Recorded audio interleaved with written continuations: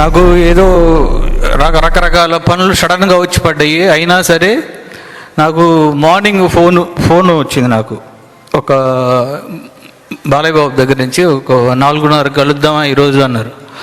బాబు ఇట్లా నేను ఇట్లా వెళ్ళాలి ఒక అనంతవరం అని చిలుకూరుపేట దగ్గర అంటే, అవునా ఏ అన్నారు. చెప్పాను బాబు ఇట్లా ఎన్టీఆర్ కళా పరిషత్తుకి వెళ్తున్నాను అంటే, వెళ్ళు అక్కడ ఆయన నుంచి వచ్చిన సౌండ్, వెళ్ళు ఎవరు మన అనిల్ నువ్వునా, వెళ్ళండి సూపర్ అని నన్ను 2:35 బయలుదేరమని చెప్పారు.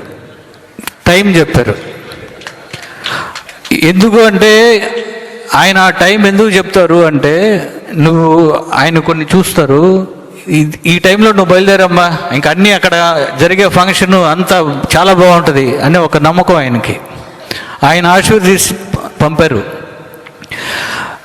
అనిల్ చెప్పినట్టు ప్రతి పండగ వస్తే ఫస్ట్ ఫోన్ అట్నుంచి వస్తుంది, బాలయ్య బాబు దగ్గర నుంచి. ఇంట్లో ఉన్న ప్రతి ఒక్కరిని పేరున అడుగుతారు. అది మామూలు విషయం కాదు. ప్రతిసారి నాకు ఎన్ని ఫోన్లు వచ్చినా సరే ఇంట్లో ఉన్న వాళ్ళందరి పేర్లు అడుగుతారు, అందరిని అడిగానని చెప్తారు. అడిగాను, అందరికీ నా విషెస్ చెప్పంటారు. అంత మంచి మనసు అయింది.